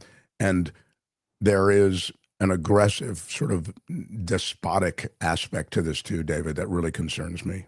Yes, and you can rest assured that the people who run the security services in Beijing, in Moscow, elsewhere, they are lifting a glass to the idiocy of this administration because they know that this is just one thing that's happened. They're always looking for ways to penetrate. And Pete Hegseth issued the order that we will not try and interdict efforts by the Russians to break into our computer systems, and we're not going to break into theirs. We don't have any way of knowing if the Russians suddenly went, oh, well, we should not try anymore to break into the Pentagon's computer systems because our friend Donald doesn't want that. And if you believe that, I've got a very large island in the far North Atlantic I would like to sell to you for cash. They're not exactly known for respecting treaties of any kind or even agreements of any kind, the Russians. And I guess the Americans aren't either now these days. The last thing I want to leave you with, because you mentioned Hegseth, and then I'll let you go. We played a mashup earlier of Hegseth with the faux outrage, that he was dining out on when it came to Hillary Clinton. Play it again for David, if you would, because I just think it speaks to the utter hypocrisy, but also the game plan going forward when it comes to this. The people we rely on to do dangerous and difficult things for us rely on one thing from us, that we will not reveal their identity and not be reckless with what the dangerous things they're doing for us. That's the national security implications of a private server that's unsecured. That's why we look at a guy like Snowden and say, he's not a hero, he's a traitor. He puts lives at risk, and you can get people killed when you do that. Let me be clear, to quote the president. Hillary Clinton, if it was anyone other than Hillary Clinton, they would be in jail right now. Correct. For what has been done. Because the assumption is in the intelligence community, if you are using unclassified means, there is the potential for and likelihood that foreign governments are targeting those accounts and gathering intelligence from them, which means that individual and the others associated with them have been passing around through unsecure networks information, sources, and methods of people on the ground, covers compromised in real time. Yes. This is a real deal, full-blown national security scandal. Betrayed her country in doing so, supposedly for convenience, but actually so she could have a different set of standards and hide her conduct and the conduct of the Clinton Foundation, Benghazi, everything else, so she could stay away from and above the law. And it turns out foreign services want to know what our Secretary of State thinks. The technology that others can use once they've got into devices is to listen and see in real time. Who knows what they heard and what they have, and the kind of leverage that that gives in negotiations or conversations when you know what our hand is and you can anticipate it or get in front of it, or you know our sources and methods, because we know aides to Hillary Clinton also removed markings so that they could send classified, sometimes secret, top secret information to her personal email, which our enemies were potentially reading in real time. That has consequences, including lives and reputation of this great country. And that faux outrage got him. Yeah, I got to commend your staff, Mark. That's the best AI fakes I've ever seen. Exactly. They'll deny. Just to be clear to people listening, I'm making fun of that. He's absolutely cold, nailed there, and by his own standard, he should be thrown out. So, but he'll survive as many. I wonder about Waltz, but we'll see. Yeah. Can I bring up one thing before we go? Have you got it? Please. Okay. One of the best investigative reporters in this country was a guy named Dennis McDougal. He was one of my best friends. He and I both worked at the Los Angeles Times. He wrote a book about Otis Chandler and how the Chandler family invented Los Angeles, which should not be a big city, by getting water to the city with Mulholland. He showed how Lew Wasserman, the very powerful Democratic Party figure and head of Universal Studios, lived a life of absolute lies. One of the chapters begins by reprinting the wedding announcement of Lew and Edie Wasserman from the 1930s, and then says everything in that announcement is true except, and then just eviscerates it. He has a book coming out in May about Steve Wynn that's full of stuff even I didn't know about Steve. Dennis was killed on, happened Friday. He died Saturday, and his wife died last night. They were driving on the I-10 freeway coming to Los Angeles from Memphis, Tennessee, where they had been living for 30 years. Traffic slowed down. They slowed down, as they're supposed to, in their Toyota Avalon, and somebody in a large SUV just kept coming. And Dennis's spine was severed. He was conscious the whole time, but he had a heart attack as they were prepping him for surgery, and Sharon, from the brain injury she suffered, died last night. There is a very important story no one is paying attention to in this country about what's going on in our freeways. Another friend of mine, another investigative reporter, said he has literally observed people on the I-10 freeway, which he has to drive to see family between Phoenix and LA, watching movies while using cruise control. It's not unusual on the freeways leading out of Los Angeles. Like for one time in my life, I drove to Vegas with my wife last year to see people going 100 miles an hour and darting in and out of traffic as they do so. And we are not sufficiently enforcing our drunk driving laws. I have no evidence that drunk driving has anything to do with this. Let me be clear about that. But we're not sufficiently enforcing our drunk driving laws. You know, the Scandinavians have eliminated drunk driving as a problem through very effective policies and law enforcement. And we're not addressing the things like people texting. You can drive around the roads and you'll see people all the time texting on their phones, not talking to their phone to text, but actually key punching in or reading. And more people are going to die unnecessarily because of this. There are lots of problems we need to address. You know, we have too many hungry children. We still have children reading textbooks that are way out of date. Lots of other problems, but this is an area where we should be pressing our lawmakers that we need to have adequate law enforcement, particularly on these highways where people drive at very high speeds.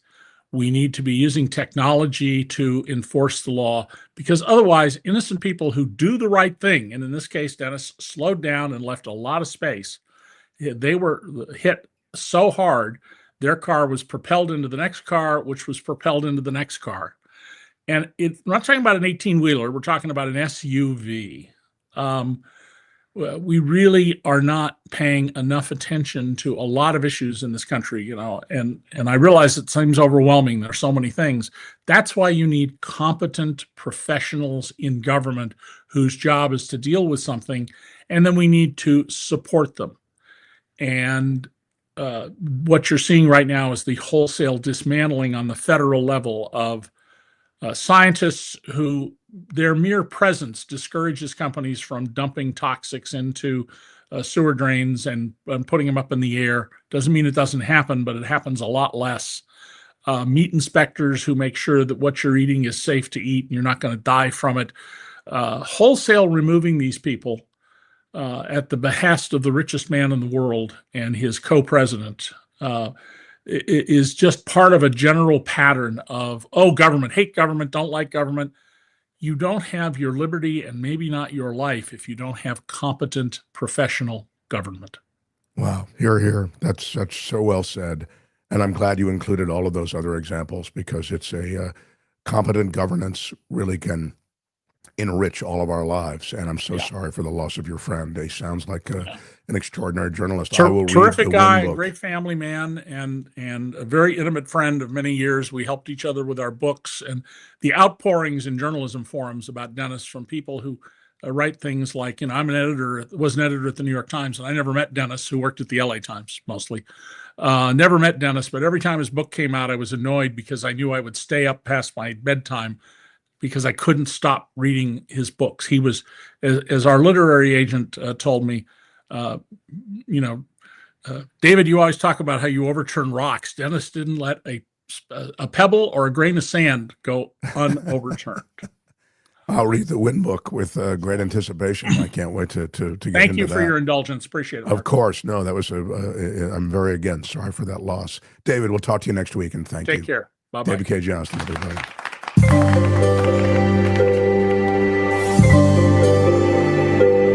The Mark Thompson Show.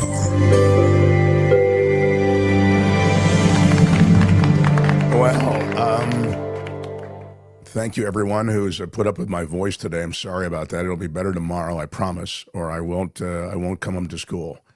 I have to come here tomorrow because I've got Sarah Kendzior tomorrow, and she is terrific, and she has a new book that is spectacular, and she is the one who wrote a book. I want to say it was now at maybe 4 years old or 3 years old about Donald Trump. Maybe it's longer ago than that even. It was published. Anyway, not important. And the arguments to be made that Donald Trump is a Russian asset. And again, that doesn't mean a Russian agent, okay? It just means that and now, as he's regained the presidency and the decisions he's made, it looks as though it's almost indisputable. But she's coming through tomorrow, and she's got a great new book, and I want to be here for tomorrow for this. I may jump on some steroids or something to bring my voice back. We do have to catch up on some Mark's Madness, I think, and I'll also ask Tony to pull up our voting in a second, but first let's get into Mark's Madness. This hour. It'll be one of these two that you'll vote for. It was wrong, it was stupid, and I'm trying to be a better person. Oh, you'll vote for the Tubin, or you'll... I've come from regular stock. It's either... It was wrong, it was stupid, and I'm trying to be a better person. Or... I've come from regular stock. It's the classic Tubin against the classic Clarence Thomas regular stock. Vote until midnight tonight on the posts part of our YouTube channel. Here is what has happened so far. I Blame You is crushing CCP. You'll remember, so last hour we had... Have you ever been a member of the Chinese Communist Party? Yeah, that goes up against... I Blame You. I Blame You. I Blame You is crushing. Have you ever been a member of the Communist... Have you ever been a member of the Chinese Communist Party? It's only got 20%. Wow. I love that drop. And then this hour, as I say, but the voting continues until midnight. But I'm just saying we already had voting in the post section of our YouTube channel, and Tubin is seems to be crushing regular stock. Wow. It was wrong, it was stupid, and I'm trying to be a better person. People like the in the early round. I come from regular stock. They like some of the classics. I think in the later rounds it'll get harder. But right now there are some walkovers. This looks to be a walkover. So I don't want to delay any longer. Although I do love delaying. Hang on tight. The Mark Thompson Show. Wait a minute. What is this? Mark, steroids slow healing. Better to skip them since your hand is still healing. Oh, that's interesting. I did just have surgery on my hand. There's a lot going on here. And you're falling apart, my friend. It is not good. It really isn't. I know Jefferson Graham will figure out a way out of it. Here he is. He's the former USA Today tech writer. Now he does Photo Walks TV. How about it for Jefferson Graham? Okay, I better do all the talking today. I love it. Take me into it. Get me started. I love your look. The lighting is better than usual. I love the little play button behind you. 100,000 subscribers. And you're looking great. Yeah. Thank you, pal. Yeah. Thank you very much. Thank you for noticing. Okay. Yeah. It's this is what I could use more of. People with some nice things to say. And you're dressed up. You're a lot better dressed up than I am today. And I should be better. I'm going to be better dressed next Tuesday. What do you say? Okay. I'm going to put on a blazer for Mark and the rest of the gang. I would love to see it. Yeah, I don't see. I'm used to seeing you super cash. That's kind of your thing. So tell me about this signal. This signal thing is a big part of the zeitgeist of the moment. It was used as this communication platform for all of these people associated with war plans for Yemen, war plans for the Houthis in Yemen. What is Signal? Signal is a private messaging app. When you go to download it, the first thing it says is Signal private messenger, I'm sorry, and say hello to privacy. So that is their big thing, is privacy. Now, I don't think this is Signal's fault. I think this is stupidity. If the head of the Department of Defense wants to include Jeffrey Goldberg on his chain, that could have been anywhere. It could have been. I just don't see it being Signal's fault. Again, it's the stupidity in the government. But they pride themselves on being the private messenger, and as an alternative to the most popular messenger in the world, which is WhatsApp, which is owned by Meta, which, as everybody knows, is not all about privacy, even though they tell you that they are. Meta collects data, and that's how they make a living. That's what they do. They collect data about people, and Signal says they don't. All right. So again, not Signal's fault, but Signal is part of this story. So you may or may not know the answer to this question. I'll just ask it anyway. Is it kind of like WhatsApp? I always heard that WhatsApp was encrypted on both ends, and that was of course, the system and platform used by Jared Kushner to communicate with the Russians before the first Trump administration took power. Go ahead. Yeah, both are encrypted, but the encryption. I have some notes on this. But Signal protects the user's metadata, and WhatsApp doesn't. I see. Yeah. Okay. Yeah, but WhatsApp is the most. If you ever want to communicate with somebody in France and Italy and Spain, or wherever, it's all about WhatsApp. They don't even answer emails. They just do WhatsApp, and that's how they use it for phone calls all the time too. There's always been the rumor that Facebook is listening to phone calls. I don't think so, but they definitely monitoring everything that goes on their system. All right, that's Signal. What else do you have for us today? Okay, there are a bunch of articles that came out recently about immigration, stuff that's going on with immigration, and is it safe to travel with your phone? Because in a few instances, one person, I believe, got deported because they found some, quote unquote, both hands, anti-American messages written on an app like Signal or whatever. I don't know the exact app, but is it safe? Not sure, because who knows? Every day is a different day, and who knows what's going to be going and how they bend the rules. But one thing that I read is that the biometric password that we all use for Face ID, get rid of that and change your password. because they cannot demand that you hand over your password, but they can demand that you hand over your fingerprints and put them on the phone. So if you're that's fascinating. Oh. I have not traveled internationally since the beginning of the year. I don't know what it's like to go through the borders. I got a passport. I have a driver's license. I don't have anything to worry about. But do I? Who knows? Based on what you're reading every day. But it never hurts to change your password and strengthen it and come up with a new one that hasn't been used before. It's just common sense. The other thing is, if they were to get in your phone and they start looking through your photos and they see you leading a demonstration, a pro-Hamas demonstration or whatever, not a really good idea to have that on your phone if you're going through the borders. That would be my recommendation, along with I was at a pro-Hamas demonstration. It was different. So I hope they don't, if you're in the wrong crowd, anti-Hamas, you could be under. Right. But I also worry that they can put things on your phone. In other words, once they have access there, you may or may not have an actual photo of yourself at a demonstration. But if they decide that they're going to pin something on you, I think they did that with the Wall Street Journal reporter. You essentially can plant something in the phone once you have access to it, right? Sure. AirDrop. Right. AirDrop is on iPhones. It's the easiest thing in the world. You just point one phone to the other phone and boom, there it is. So yeah, very easy to plant. Just like, I did go to Russia, by the way, in 1999. And I don't know if you've heard the story before, but I stayed at this hotel, and the minute I got to the room, the phone started ringing. Would American tourists like to have the greatest sex of all time? Can I come up?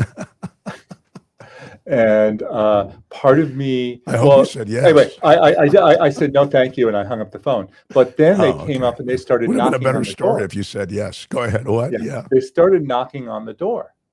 Okay. And part of me wanted to open it just to see what this person looked like, right? But you could only imagine what, the bat was outside. They were going to put stuff all over you. They were going to plant stuff on you. That's just my little story. There's nothing bad about it, but it was No, you're right. I mean, that's, I've stayed in a ton of hotels and I've been all around the world. I've never gotten a call saying, you want me to come upstairs right now and give you the best sex of your life. I mean, that's a pretty... And it wasn't just once. It was over and over and over again. I finally unplugged the phone.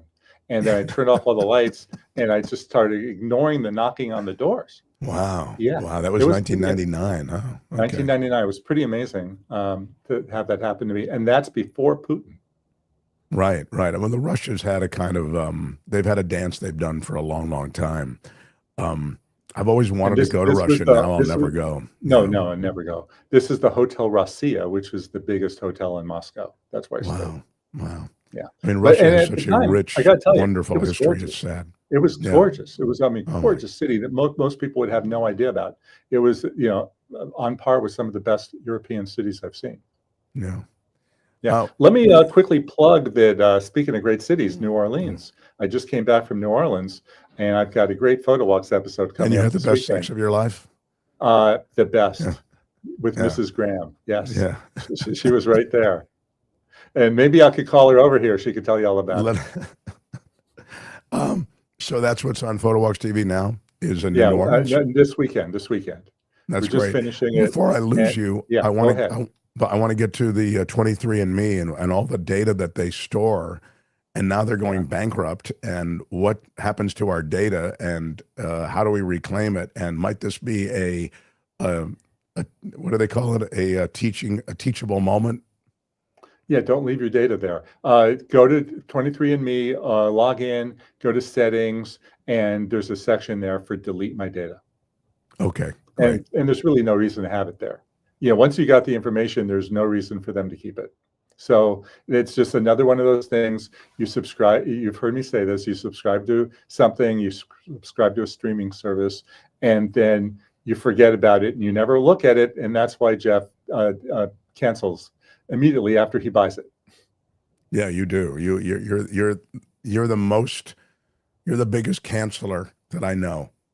Cancel culture, here we go. Yeah, you take it to another level. Well, that's really cool. So the one thing I would ask you about the 23andMe thing is more of a financial thing. How could a company so very popular so much in the zeitgeist one moment completely evaporate the next. I mean, it reminds me of what happened to BlackBerry. There are other examples as well in social media, MySpace, et cetera. Because 23andMe was really, they were the belle of the ball for a while. Yeah, well, the problem is the business model. There's no repeat business. You do it once, you've done it, that's it. And that's their problem. So that's why it went from, was it 600 billion to 500 million or some ridiculous number. But Anne Wojcicki, who is the founder and is the sister of the late Susan Wojcicki, who ran YouTube, really believes in it and has resigned so that she can then try and go buy it back from the company. Wow, that's fascinating. Fascinating. Yeah, Silicon Valley. Her mother taught journalism at Palo Alto High. No kidding. That's great. That's great knowledge. Use 23andMe if you want to learn your uncle is a serial killer, says Silicon Valley Blogs. It's funny, I used to babysit for 2 kids in New York City when I was growing up there. I was 11 or 12, and they were 2 and 3 and 4 or whatever. It was 2 brothers, Colin and Josh, Colin and Josh, Colin and Josh. And they posted a picture the other day of the 3 brothers. I said, who is he? And they said, oh, 23andMe, we found this other guy. Wow. Well, I mean, I know that there were some revelations like that, some family revelations. But anyway, well, Jeff, I'll watch for your New Orleans segment that will drop this weekend on PhotoWalks TV. Weekend. I know you'll love it because it is such a great town. There I am with my beret in Paris. In Paris, if you've never seen Jeff before, you should check him out. He also has a very devoted subscribership. So wishing you the best, pal. I'll talk to you next week. You too, Mark. Good luck with the voice. Thank you. Thank you. Jefferson Graham, everybody. Right on. Right on. The Mark Thompson Show. Well, thank you for putting up with my voice today, guys. It's been a real, I thought we could muddle through it, but I will try to get it to a better place for tomorrow. Let me read some of these because it'll give your voice a rest. Vilma says, Mark, please rest your voice before you lose it. Love the show, as always. And she throws down $5. Thank you, that's Vilma. Cool. Thank you, Vilma. Yeah. An OG of this show, with us from the very beginning. Ryan with €10. I think that's a euro symbol, right? Yeah. He says, Cybersecurity and Infrastructure Security Agency does allow for Signal to be used. Now, whether it was classified, who knows? They say no. That's from Ryan. Oh, interesting. That is interesting. I think also the sensitivity of the information being communicated, that really is very relevant to, what was going on, right? It wasn't just that you were on that platform. It's what you were talking about. Adrian comes through with a couple of bucks. So thank you to Adrian Foster. Yeah, super sticker. Right on. Big shout out. Big shout out to all of you guys. Thank you. I think Peter says it doesn't really matter about Signal because he says Trump already shared everything with Putin. So whatever. Oh, that's a good point. That's good. Don't talk to me that way. It's already done. So, That is really, wow. Anyone with access to the bathroom, they knew it all anyway. It's okay. Dave says for $20. Wow, Dave, thank you. We're crowd-funded shows, so when somebody throws $20 at me, I'm like I'm like a stripper on a Friday night. I'm a happy, I'm just saying. Yeah, I'm just being honest with you. Wow. Yeah. You take it all off. Dave says, many thanks Mark, thanks for toughing it out today. Hope you feel better. Thank you, pal. Yeah, where's the guy with the voice? This fella is so low energy, says Edward Campbell. I know. He's giving you a hard time. I lose my voice, Edward. I've lost my whole thing. Yeah, I don't know what to do. Anyway, and Joan, very beautifully, Joan Hollywood. God, what a great last name. Her real Hollywood. name, too. It's Irish, she said. Just so cool. Yeah. Take care of your voice, Mark. We need it. Thank you, do. Joan. Yeah, I will. I'll hit the fluids and the, and Rhonda says, Mark T, thanks for the show. When I feel the worst, this show brings me up. Oh, that's great. Well, that really makes me feel good. Thank you. That makes it worth it when I see stuff like that. So thank you. I'm not depressed. No, I'm not. Who's somebody's? What is this? 23andMe, a victim of our Reaganomic and Wild West capitalism. A few people get obscenely rich and the public gets screwed because Congress did nothing to protect privacy rights. Oh, that's certainly true. Congress doesn't care about your privacy rights. Rev P says, is Mark depressed? No, I'm not depressed at all. I just, we try to, power through. Yesterday, my voice was okay, but I didn't feel great. And then today, the voice completely left the building. So William says you're doing a great RFK Jr. impression. Thank you, everyone. Finally, I think you sound so much better than RFK Jr. So I don't know. Finally. And Peter with a couple bucks says expecting earliest 100-degree ever in Phoenix. Wow. I've seen all kinds of problems in Phoenix. I was just seeing that the other day. They haven't had any rain in forever. It's nothing good is happening. Need to lay off the coffee and cigarettes. Speaking of coffee. CoachellaValleyCoffee.com. Do we have Ocotillo espresso in the mug? Yeah, I do. And I love it. And CoachellaValleyCoffee.com, our friends and our sponsors. You can use the discount code MarkT at checkout, 10% off everything. It is a boutique roastery. All of their stuff is fresh crop. It's not stuff that's been lying around for a few months and discounted on the internet. Mm-hmm. This is really high-end stuff. Tea, coffee, everything that you see on this website is top drawer.